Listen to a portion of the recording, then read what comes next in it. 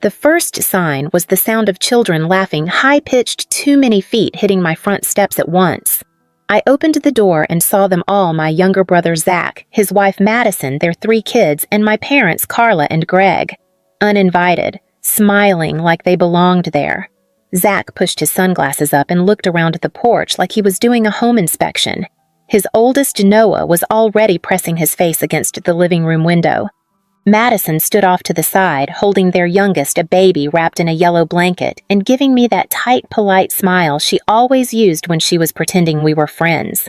I hadn't given them my new address. No one in the family had been over ever. I didn't need to ask how they found me. Madison had a way of getting things. Carla walked in first without waiting for permission. "Look at this place," she said. "Rachel, you've really done well for yourself." It didn't sound like praise. It sounded like inventory. Greg nodded behind her, quiet as always. Zach followed them in without looking at me. The kids spread out, already picking rooms with their eyes. Madison stepped inside last, bouncing the baby and looking me dead in the eye. "It's just beautiful," she said. "Big, too." That was the moment I knew this wasn't a visit. This was a plan. And somehow I was the only one who hadn't been told. This wasn't new. It just hadn't happened in my house before. Growing up, the living room was Zach's kingdom. 3 years younger than me, but always louder, always messier, always forgiven. He broke the TV remote once, throwing it at my head. I got grounded for yelling. Mom Carla said I was too sensitive. Dad Greg just stared out the window like he couldn't hear either of us. When I turned 11, I started doing the laundry. By 13, I was packing lunches for both of us in the morning, setting his backpack out by the door so he wouldn't forget it. If I didn't, Mom would scold me for not helping the family. Zach got a Nintendo for his birthday when he turned 8. I got a cake from the grocery store and a card signed, "Love all of us." No names. He was the golden child and they didn't try to hide it. Carla loved introducing him to neighbors as our brilliant little athlete. I was Rachel. She's quiet into computers or something. When I brought home my first A in calculus, no one noticed. When Zach scraped a C in biology, we went out for ice cream to celebrate effort. By the time I was 15, Zach had already shoved me down the stairs once playing, he said. I wore long sleeves for a week to hide the bruise on my shoulder. Carla made me promise not to say anything if Grandma asked about it at Thanksgiving. "We don't need drama," she said. "Not with your brother's future on the line." After that, I stopped asking for anything. No prom dress, no rides to study group. I learned to walk instead. The school library stayed open late and the janitor would let me sit in the corner until my legs stopped aching. At 17, the night I left, I didn't even pack a full bag. Just a hoodie, some notebooks, and a charger. I had $200 in a coffee can and a bus schedule I printed from the library. Carla told me not to come back unless I had real direction. I was still in high school, but direction wasn't the problem. The problem was that I stopped being useful. I stayed on friends' couches for months, graduated on time. They didn't come. No call, no card. I told myself it was better that way. Clean cuts heal faster. After that, I never went back for holidays. No 4th of July barbecues. No Christmas stockings. If they noticed, they didn't say. Or maybe they just liked it better with one less place at the table. Zach got married at 22. I wasn't invited. I saw photos posted online. Maddie in a white lace dress smiling wide, Zach next to her with his arm around her waist like he'd never done a wrong thing in his life. They had their first kid a year later, the second right after. By then, they'd already moved into my parents' house because childcare was easier that way. Carla doted on them, posted weekly photos. 3 generations under one roof. I wasn't in a single one. From then on, I was what they called me behind closed doors, the one who left. The one who didn't understand what family meant. The one who made her own bed, so let her lie in it. I had, for years. But it wasn't a bed I was worried about anymore. It was the foundation underneath it. In the spring of 2020, the world shut down, and so did my lease. My job was the first to go. I'd worked as a QA contractor for a logistics software firm. No severance, just a form email and a final paycheck that barely covered the month. My roommate lasted 2 weeks longer before packing up and heading back to her parents' place in Michigan. I didn't have that option. The condo we'd been renting was too expensive for me alone. I sold most of what I had: furniture monitors, a full-length mirror I loved, just to make rent that last month. Then I stopped sleeping inside. There wasn't much left to hold on to. What I did have was my truck, a beat-up silver Ford with more dents than paint, and a camper I bought second-hand on a whim 3 years prior. $1, $200 cash, still had the receipt. I'd told myself I might go camping one day. I never did. Instead, I bolted the camper to the truck bed, swept out the dust, and made it livable barely.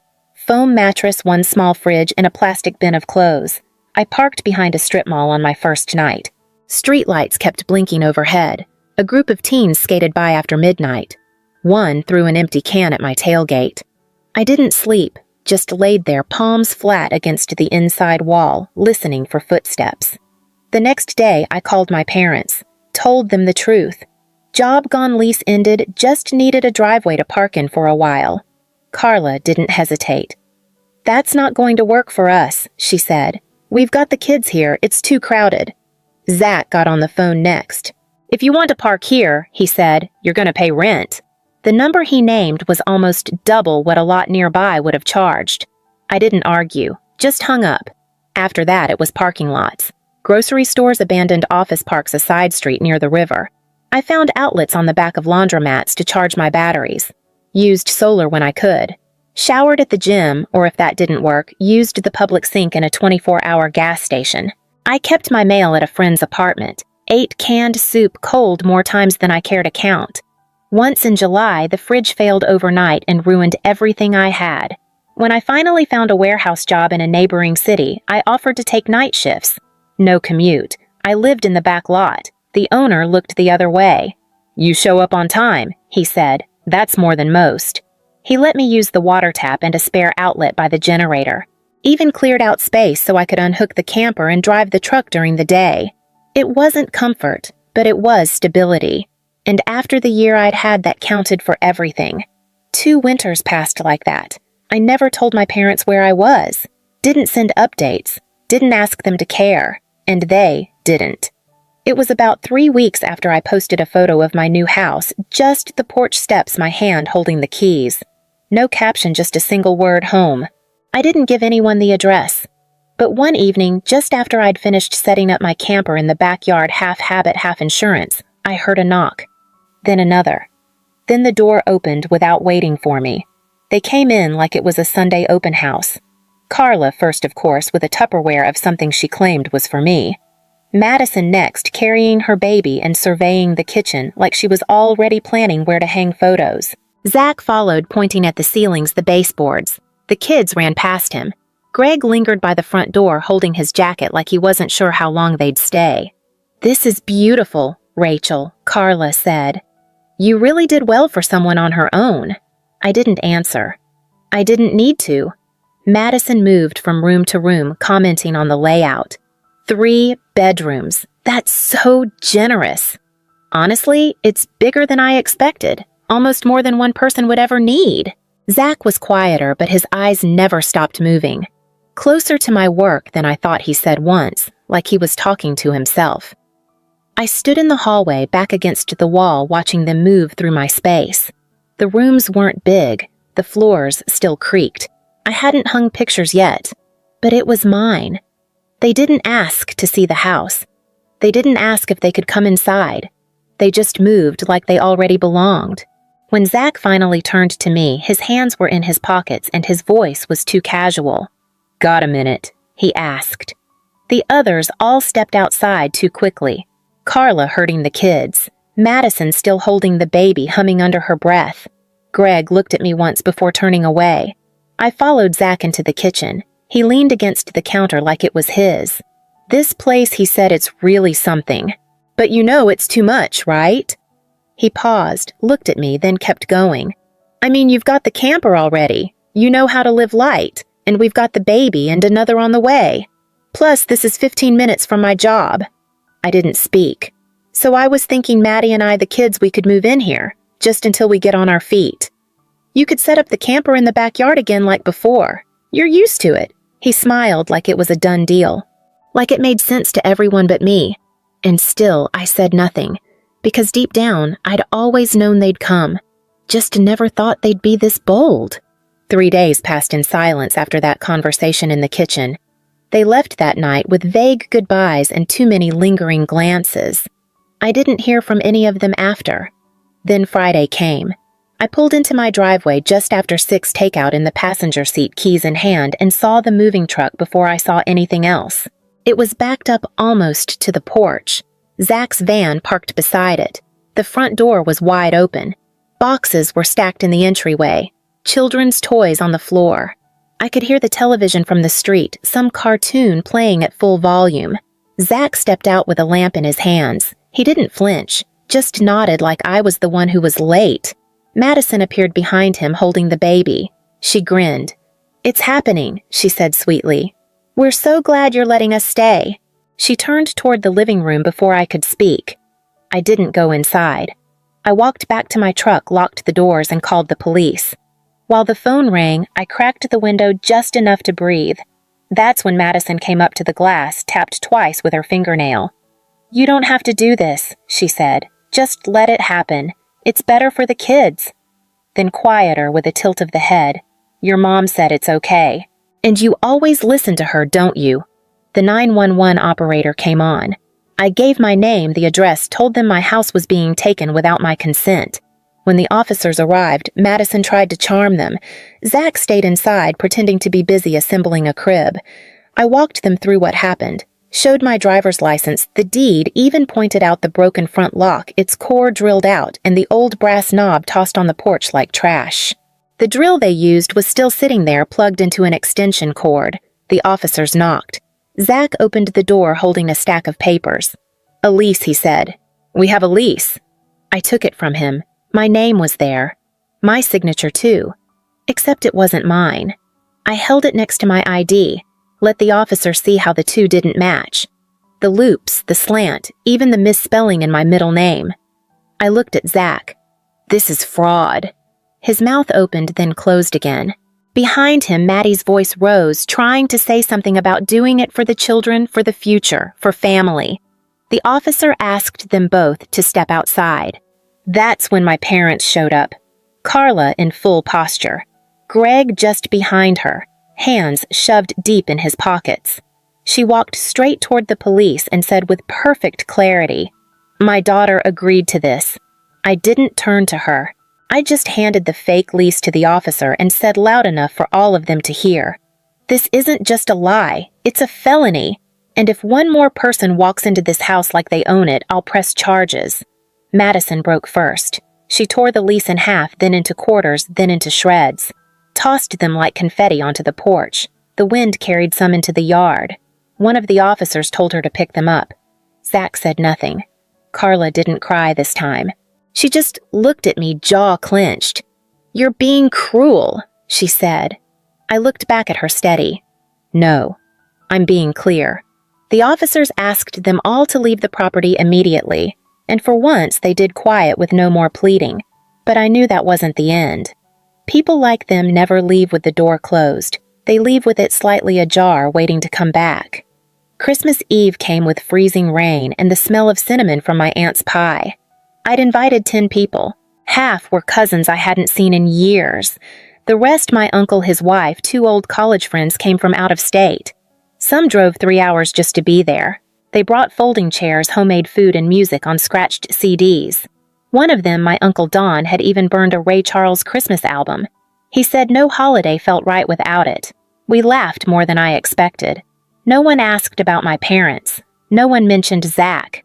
They'd all read the post months earlier before I locked down my profile, and none of them had questioned it. Around 8 p.m., the door opened. I hadn't invited them. I never even gave them the time. But there they were. Carla first holding a tray of store-bought cookies, like that made a difference. Greg behind her, stiff and silent. Zach walked in with his hands raised like he came in peace. Madison followed, no baby this time, just makeup perfume and that permanent pout. They all said Merry Christmas like it was still theirs to say. The music stopped. Chairs creaked. My cousin Lauren stood up slowly, arms crossed. Uncle Don looked at me, waiting. I didn't say anything. Then he turned to Carla. "You weren't invited," he said. Carla smiled. We came to make amends. Dawn didn't move. No. You came to be seen. That's different. The room stayed still. Madison tried to explain about the kids, about space, about not meaning to cause trouble. Her voice rose with each word until she was talking over herself. Then came the tears. She dropped into one of the chairs, hands covering her face, crying loud enough for the baby to hear from another zip code. She kept saying how unfair it was that a woman with 4 kids has to live in a crowded house while someone with none gets all this. I stayed standing, arms at my sides. Madison looked up, tear-streaked and shaking. You don't even have a family, Rachel. And we do. Behind her, Zach stared at the carpet. Carla looked ready to defend her, but my aunt beat her to it. You had a family, she said to Carla sharp. You had 2 children, but you made one disappear. Carla blinked. You erased her, my aunt continued. When she needed you, you laughed, and now that she doesn't, you come bearing cookies. No one replied. Zach shifted his weight, tried to speak, but Dawn cut him off. You tried to steal her house, he said. That's not a misunderstanding. That's theft. The last voice came from the hallway. My grandmother. Thin, small, barely heard, all evening said softly, I saw the lease. I saw the broken lock, and I saw the photos from the years you left her out. She looked at me then. You don't owe them forgiveness. I nodded once. That was it. No screaming, no storming. Just silence, so thick it swallowed the room. Carla stepped back first. She left the cookies on the counter. Madison wiped her face and followed. Zach didn't look up once. Greg lingered. He opened the door last. Merry Christmas, he said, but it didn't sound like he meant it. We didn't answer. They didn't try to come back inside after that. The door closed. The music resumed soft, hesitant at first, like the room had to remember how to be warm again. Someone turned Ray Charles back on. The lights flickered as the heater kicked in. No one mentioned what just happened. We passed plates, refolded napkins. My friend Sarah poured wine for the table like we hadn't just watched a family unravel. Later, I stepped outside with a blanket wrapped around my shoulders. The yard was quiet. A few guests had started claiming sleeping bags in the camper, curious to see how I'd lived. One cousin said it reminded him of being a kid again. He meant it kindly. I stayed on the porch for a while, letting the cold hit my face. They had come into my house with smiles as if they hadn't tried to take it. They left with cookies and pity parties, and not one of them said they were sorry. Maybe they never would. That was the thing about people like them. They didn't believe in consequences, only inconveniences. And being told no was always the worst kind. Inside, someone laughed. I heard the sound of forks on plates of kids sneaking second helpings of dessert. The kind of normal noise I'd never heard in my parents' house unless Zach was the one being celebrated. I didn't go back in right away. I just stood on the porch, held the blanket tight, and said it quietly out loud to no one. I was there. They just didn't see me. Christmas morning came quiet. The house still smelled like cinnamon and coffee. Someone had already started a second pot. I stepped over folded blankets, empty wine glasses, a half-finished plate of pie. The kind of mess that meant people felt safe here. Outside, frost glazed the truck. The camper sat just beyond the fence line, pale in the winter light. A cousin had slept out there. She'd left the curtain half open, and I could see a folded quilt on the bench seat. Neat, respectful. I walked around the side yard, ran a hand across the aluminum siding. The same camper I'd once cried inside, teeth clenched, whispering that I would never beg again. I didn't. I passed the spot where Zach had parked the moving truck. Grass still dead in the shape of its tires. A single zip tie lay in the dirt, probably from one of the boxes he'd never unpacked. Nothing stolen, nothing broken. Just a plan that failed. Before going back in, I paused at the porch. The front light was still on. I hadn't turned it off.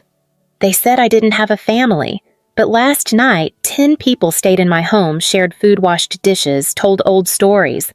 No one cried in the hallway. No one threw anything. No one asked me to leave.